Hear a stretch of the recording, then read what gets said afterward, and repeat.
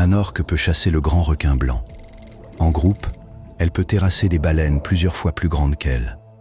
Dans l'océan, presque aucun animal n'oblige une orque adulte à reculer. Mais il existe un instant où tout change. Un groupe d'orques cesse soudain de poursuivre sa proie. Les petits disparaissent au centre du groupe. Les adultes se rapprochent les uns des autres jusqu'à former un mur de corps noirs. Elles accélèrent. Et, brusquement, elles cessent de communiquer. Le silence dure plusieurs minutes. Personne ne les a attaquées. Il n'y a pas de sang dans l'eau.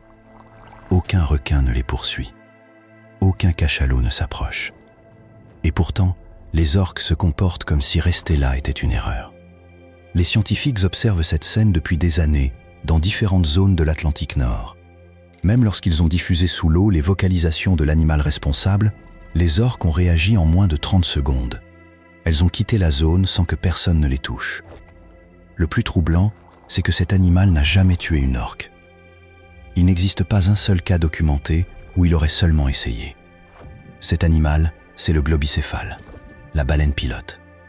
Et aujourd'hui encore, personne ne peut expliquer complètement comment il parvient à faire ce qu'aucun autre habitant de l'océan n'a réussi à faire reculer le plus grand prédateur de son monde.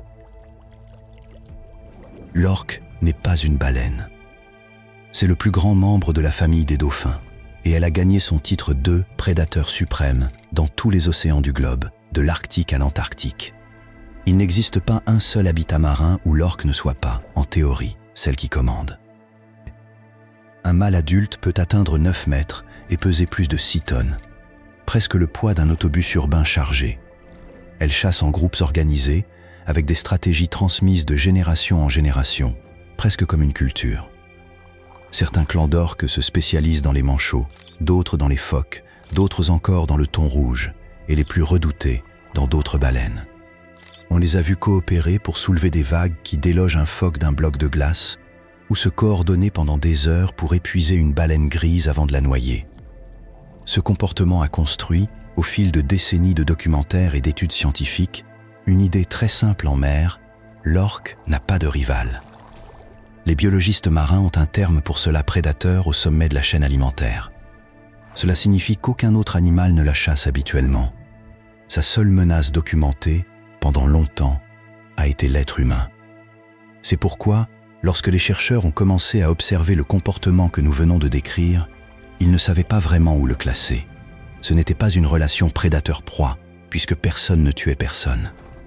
Ce n'était pas non plus une simple question de territoire, puisqu'aucune des deux espèces ne défendait un lieu fixe.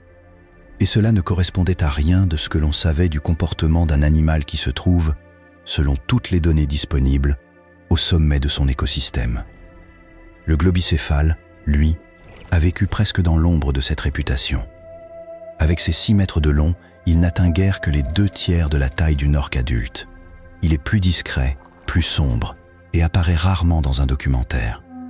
On le connaît surtout pour une toute autre raison. Bien plus triste, c'est l'une des espèces qui s'échoue le plus fréquemment en masse sur les côtes, sans que la science ait pu totalement expliquer pourquoi. Rien dans sa biographie ne laisse penser qu'il s'agit d'une espèce capable d'intimider le plus grand chasseur de l'océan. Il ne chasse pas en meute d'autres mammifères marins.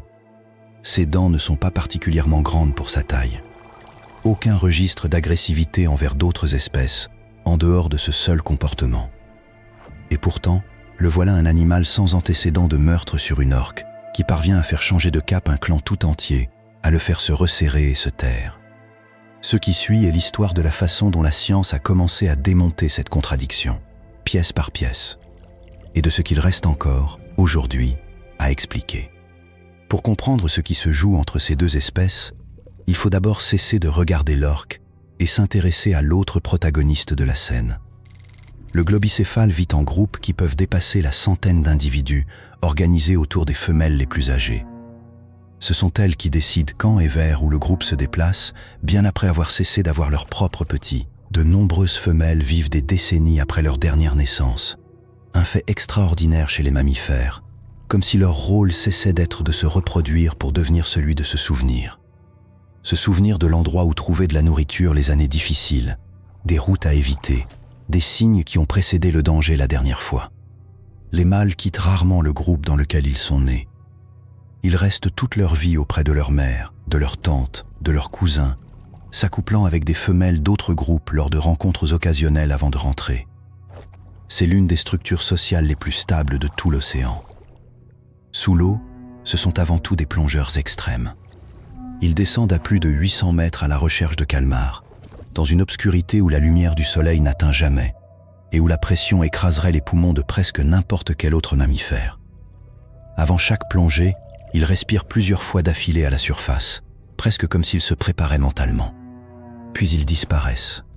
Ils retiennent leur souffle près de 20 minutes à chaque descente, le cœur battant à peine quelques fois par minute pour économiser l'oxygène, chassant dans une obscurité totale, où seul leur propre sonar leur indique ce qui se trouve devant eux. Ils répètent ce cycle plusieurs fois par jour, chaque jour, pendant des décennies. Ils communiquent par des sifflements et des clics propres à chaque groupe familial, un dialecte que les scientifiques ont appris à distinguer d'un clan à l'autre, presque comme un accent. Lorsqu'un globicéphale meurt, le reste du groupe peut rester près du corps pendant des heures, parfois des jours, le poussant vers la surface encore et encore, comme s'il refusait de le laisser couler seul. On a vu des mères porter ainsi leur petit mort pendant plus d'une semaine, refusant de le lâcher, tandis que le reste du groupe ralentissait pour ne pas les abandonner. Rien de tout cela ne correspond à l'image d'un animal redoutable. Et pendant longtemps, personne ne l'a considéré ainsi. Dans les récits des pêcheurs de l'Atlantique Nord, le globicéphale est décrit comme curieux, sociable, presque confiant envers les bateaux. Son nom anglais, pilot whale, vient d'une vieille croyance. On pensait qu'un seul individu guidait le reste du groupe, comme un pilote guide un équipage. Même cette légende ne laisse deviner aucun danger. Elle évoque un leadership tranquille. C'est justement cette proximité avec les bateaux et avec les scientifiques qui les observaient depuis ceux-ci qui a permis de documenter quelque chose que personne ne s'attendait à trouver. Pendant des années, les rares chercheurs témoins de ces rencontres les ont notées dans leurs carnets comme de simples anecdotes, presque une curiosité saisonnière, sans plus d'importance. Une note en marge disait simplement que les orques semblaient mal à l'aise près des globicéphales et repartaient plus tôt que prévu. Personne n'a fait de lien. Ce n'est qu'en reprenant des années d'enregistrements accumulés, en comparant date après date et rencontre après rencontre, que l'anecdote s'est transformée en schéma récurrent. Dans les eaux de Vestmannaeyjar, au sud de l'Islande, une équipe de chercheurs enregistrait depuis des années des rencontres entre globicéphales et orques lorsqu'elle a commencé à remarquer un schéma qui se répétait avec une régularité étrange. Il ne s'agissait pas de rencontres fortuites entre deux espèces partageant un territoire. Les globicéphales semblaient chercher activement les orques. Ils s'approchaient en groupe, rapidement, droit vers le clan d'orques le plus proche, les têtes hors de l'eau, avançant en ligne comme s'ils s'étaient mis d'accord sur un cap à l'avance. Une fois proches, ils se regroupaient avec d'autres globicéphales de la zone, parfois des dizaines d'individus arrivés de directions différentes, comme si la nouvelle s'était répandue sous l'eau. Leurs appels sociaux s'intensifiaient, un chœur de sifflements de plus en plus dense à mesure qu'ils approchaient de leur cible, jusqu'à former presque un mur sonore. Et les orques, invariablement, se retiraient. Un phénomène similaire avait été observé des années plus tôt au large de la Norvège, pendant la saison du hareng, alors que des dizaines de bateaux de recherche suivaient les deux espèces dans la même étendue d'eau froide. Là-bas, les globicéphales allaient jusqu'à s'interposer physiquement entre les orques et les bancs de poissons, les repoussant loin d'une source de nourriture que, curieusement, les globicéphales eux-mêmes ne semblaient pas vouloir consommer. C'est ce dernier détail qui a le plus déconcerté les scientifiques. S'il s'agissait d'une simple compétition alimentaire, les globicéphales resteraient pour se nourrir une fois les orques chassés. Ce n'était pas le cas. Ils arrivaient, repoussaient et repartaient souvent sans avoir touché un seul poisson. Ils n'étaient pas en train de se disputer une ressource. Ils faisaient, selon l'hypothèse émergente de l'équipe de recherche, toute autre chose, ils écartaient un rival de leur territoire, sans même avoir besoin de le toucher. La question qui restait à résoudre était bien plus difficile que la précédente. Si les globicéphales s'approchent et que les orques fuient, que perçoivent-elles exactement? Est-ce la présence physique du groupe? Est-ce quelque chose qu'elles voient? Ou est-ce, comme commençaient à le suggérer les preuves accumulées, simplement quelque chose qu'elles entendent? Pour répondre à cela, il fallait éliminer tout le reste de l'équation. Ni corps, ni contact, ni proximité réelle. Seulement le son. Pour isoler le son de tout le reste, une équipe de chercheurs en Islande a fait quelque chose qu'aucune étude précédente n'avait tenté avec autant de précision.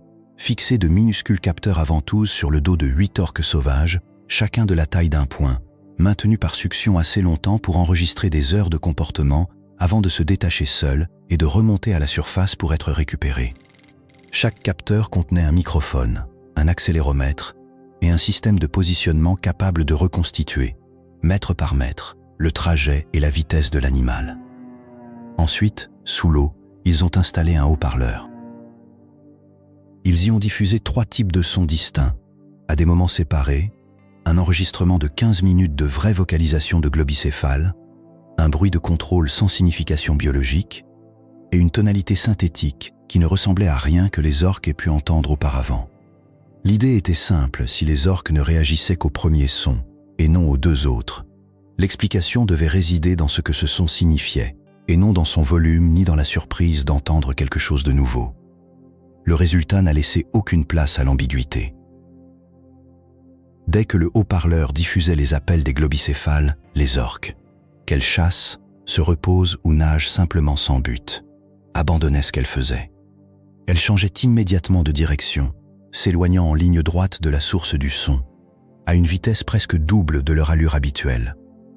Avec les 2 autres sons, contrôle et tonalité synthétique, il ne se passait pratiquement rien. Au début de la fuite, les orques devenaient plus vocales, comme si elles alertaient le reste du groupe qu'un problème survenait. Mais dès que l'enregistrement s'arrêtait, le schéma s'inversait complètement. 5 des 8 groupes cessaient d'émettre le moindre son pendant plusieurs minutes. Un silence qui contrastait fortement avec l'habitude d'une espèce qui cesse rarement de communiquer en se déplaçant. En même temps, elles se resserraient, nageant en formation compacte et synchronisée, les corps alignés presque comme une seule unité, réduisant tout mouvement erratique, toute déviation individuelle par rapport au cap du groupe. Les biologistes connaissent bien cette combinaison. Silence, cohésion, direction unique. Car elle est presque identique à celle qu'affichent d'autres animaux, des bancs de poissons aux troupeaux d'ongulés, lorsqu'ils perçoivent qu'ils sont chassés depuis un point qu'ils ne peuvent pas encore voir. Un détail rend cette découverte encore plus troublante. Lors de rencontres réelles entre orques et globicéphales en pleine mer, on a observé des orques pratiquant le porpoising, bondir hors de l'eau de manière répétée en fuyant à pleine vitesse, brisant la surface encore et encore dans une succession d'arcs. Une dépense d'énergie considérable réservée presque toujours à l'évasion d'un danger immédiat et physique. Pendant l'expérience au haut-parleur, avec les vrais globicéphales à des kilomètres de distance, ce comportement n'est jamais apparu. Les orques s'éloignaient rapidement, mais sans cette panique visible, sans l'urgence du corps entier jaillissant hors de l'eau. L'explication envisagée par l'équipe de recherche est aussi simple qu'inconfortable. Lorsque les orques entendent les globicéphales à temps, elles n'ont pas besoin de céder à la panique. Elles partent avant que la situation n'atteigne ce point. Le son n'est pas une alarme de dernière minute. C'est un avertissement précoce, quelque chose qui ressemble davantage à savoir qu'une présence dangereuse vient d'entrer dans la pièce avant même de la voir, et à partir calmement tant que c'est encore possible. Et il y a autre chose qui relie ce comportement à un monde complètement différent. Des années plus tôt, une autre équipe avait exposé des orques, des globicéphales et des cachalots à des sonars militaires. Ce système d'impulsions acoustiques à basse fréquence utilisé par certaines marines pour détecter les sous-marins est régulièrement pointé du doigt comme cause d'échouage massif. La réaction des orques était presque identique à celle observée avec les globicéphales, s'éloigner rapidement de la source, se resserrer, modifier le rythme de leurs appels, interrompre leur alimentation en cours. Les globicéphales, qui plongent des centaines de mètres plus profond que les orques, ont montré une réaction encore plus intense face au sonar. Probablement parce que leur physiologie de plongée extrême les rend plus vulnérables à toute perturbation les obligeant à changer brusquement de profondeur. Le cerveau d'une orque, semble-t-il, traite le son d'un globicéphale en colère d'une manière très similaire à l'une des technologies les plus invasives que l'être humain ait introduites dans l'océan. Dans les 2 cas, le schéma est celui d'un animal qui reconnaît, sans avoir besoin de rien voir, qu'il vient d'entrer dans une situation de risque réel. Tout cela a une conséquence pratique que presque personne ne considère en pensant à l'océan comme à quelque chose de lointain et d'immuable.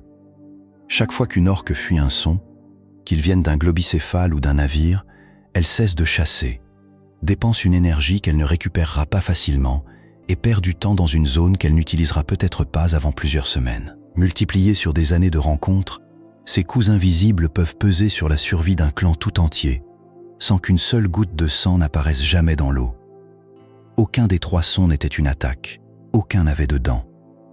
Et pourtant, l'un d'eux suffisait pour que l'animal le plus redouté de l'océan décide, en moins d'1 minute, qu'il ne voulait pas rester là. Avant d'aller plus loin, il convient de s'arrêter sur un point que l'on néglige souvent. Le globicéphale n'est ni un animal petit, ni sans défense. C'est, après l'orque elle-même, le plus grand membre de toute la famille des dauphins océaniques. Un mâle adulte peut atteindre 6,5 mètres de long et dépasser les 2 tonnes, plus du double d'une femelle de la même espèce. Il a un crâne robuste, un front bombé et arrondi qui, chez les mâles, dépasse même la mâchoire, et une musculature de morsure conçue pour capturer des calmars à des centaines de mètres de profondeur, dans une obscurité totale, sans marge d'erreur. Ses dents sont moins nombreuses que celles des autres dauphins, adaptées à un régime de calmar plutôt que de poisson. Mais ce sont malgré tout des dents coniques et solides, capables de perforer la chair sans difficulté. Ce n'est pas un corps fragile. C'est un corps conçu pour la force et l'endurance, pas pour l'exhibition. Et cette force n'est pas seulement théorique. Pendant la saison des amours, les mâles se disputent l'accès aux femelles, et ces affrontements laissent des marques visibles pendant des années de longues cicatrices le long du corps, des morsures superficielles près de la tête et des nageoires, des blessures qui s'infectent parfois avant de cicatriser. Les chercheurs qui photographient ces animaux pour les identifier individuellement utilisent justement ces marques comme une empreinte digitale. Un mâle globicéphale sait se battre quand il le faut, et il emporte l'épreuve sur la peau pour le reste de sa vie. Avec cela en tête, la question devient plus dérangeante. Un animal capable d'infliger de véritables dégâts, capable de se défendre avec des dents et du poids, s'approche activement d'un prédateur qui tue, sans hésiter, des baleines bien plus grandes que lui. Et dans cette rencontre, il n'existe pas un seul cas documenté, dans toute la littérature scientifique disponible, d'un globicéphale attaquant physiquement une orque. Pas une morsure, pas une charge, pas une seule blessure attribuable à un globicéphale sur le corps d'une orque. Ceux qui existent, en revanche, c'est une présence. Les chercheurs qui ont suivi ces rencontres décrivent quelque chose qui ressemble à une convocation silencieuse. Un groupe de globicéphales détecte les orques ou les entend, et au lieu de s'éloigner ou de les ignorer, change de cap vers elles. À mesure qu'ils s'approchent, d'autres groupes de globicéphales de la zone semblent se joindre, arriver de directions différentes, jusqu'à ce que ce qui n'était qu'une poignée d'animaux devienne plusieurs dizaines nageant ensemble, tout près de la surface, s'appelant les uns les autres avec une intensité qui augmente à mesure qu'ils approchent de leur cible. Il n'y a pas de charge finale. Ce n'est pas nécessaire. À un moment de cette approche, les orques ont déjà décidé qu'elles ne veulent pas rester pour découvrir la suite.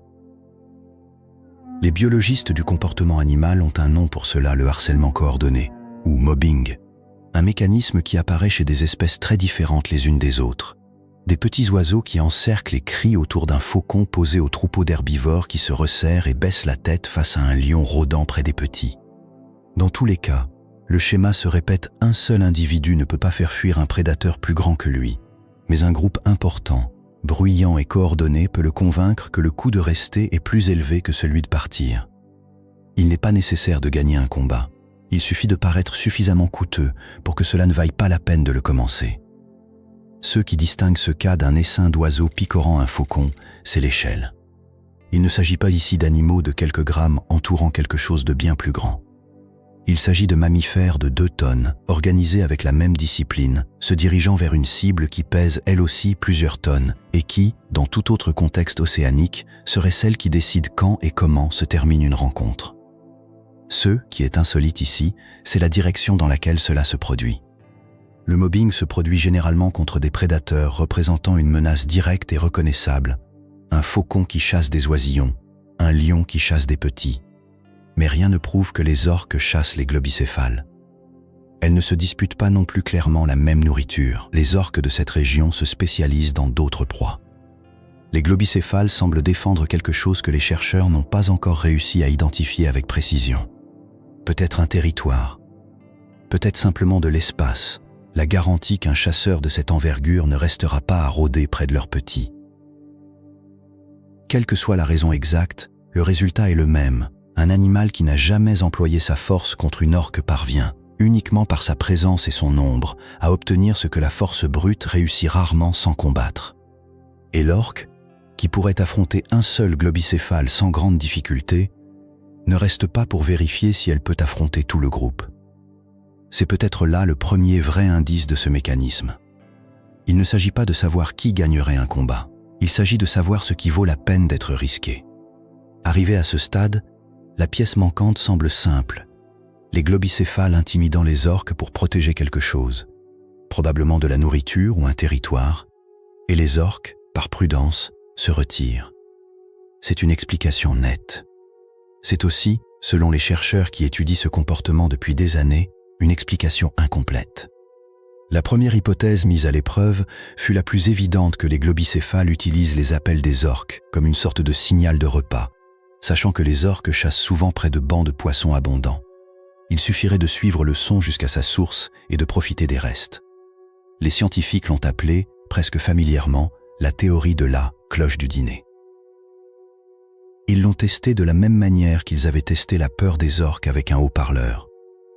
Ils ont diffusé des sons d'orques en train de manger des poissons à des groupes de globicéphales voisins et ont attendu de voir s'ils se mettaient à s'alimenter après les avoir entendus.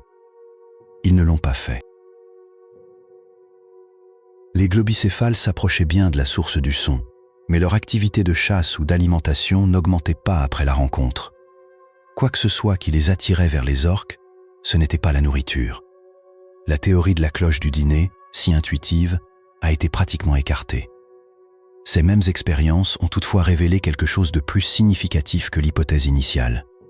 Les chercheurs ont diffusé aux globicéphales des enregistrements de deux types distincts d'orques, celles qui se nourrissent de poissons, comme celles qui fréquentent ces mêmes eaux islandaises, et celles qui se nourrissent d'autres mammifères marins, y compris de d'autres espèces de baleines.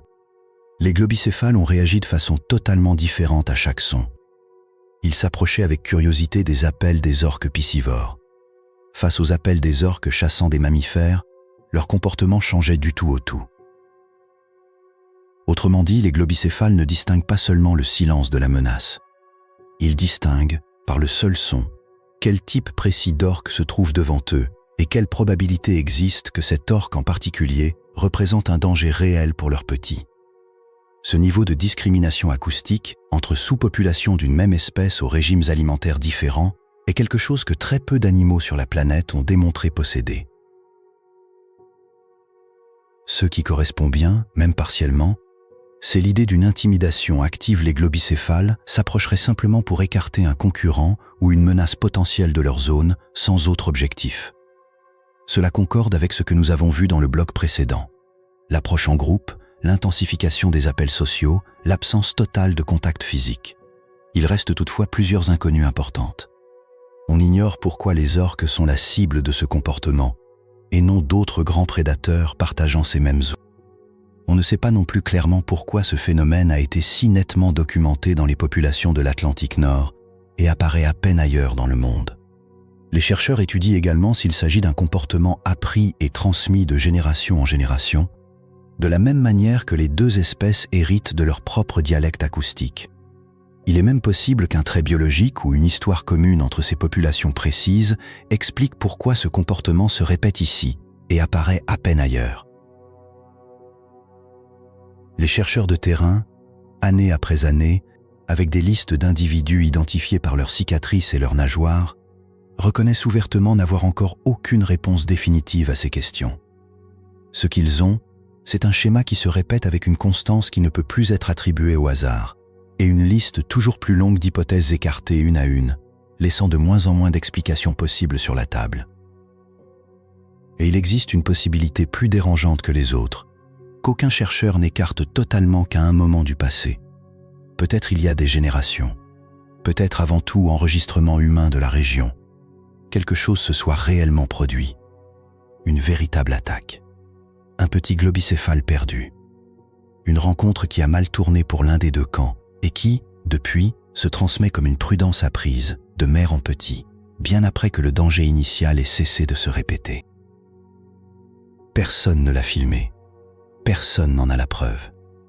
Ce n'est, pour l'instant, qu'une hypothèse parmi d'autres, aussi raisonnable que difficile à vérifier. Ce qui semble en revanche de plus en plus solide, c'est l'idée que ce comportement n'est pas un accident isolé, mais fait partie d'un équilibre plus vaste, presque une négociation constante qui se répète saison après saison dans les mêmes eaux froides de l'Atlantique Nord, entre deux espèces qui partagent un territoire, partagent une partie de leur régime alimentaire, et ont appris, chacune à sa manière, à se lire l'une l'autre sans besoin de se voir. Il n'existe entre elles ni traité ni mémoire écrite, seulement des générations de rencontres qui ont laissé, quelque part dans le comportement hérité des deux espèces, une réponse qui fonctionne suffisamment bien pour se reproduire à chaque fois. Cela oblige à repenser une idée que l'on tient pour acquise dans presque toutes les descriptions de l'océan, celle d'une hiérarchie fixe, l'orque toujours au sommet et tout le reste en dessous. Ce que montrent ces années d'enregistrement ressemble davantage à une carte de zone d'influence qui change selon qui est présent, combien ils sont et ce qui est en jeu à ce moment précis. L'orque demeure, en termes absolus, le prédateur le plus complet de l'océan. Mais le pouvoir absolu et le pouvoir pratique, ici, ne coïncident pas toujours. L'orque, qui domine presque tout autre recoin de l'océan, cède ici sans combattre.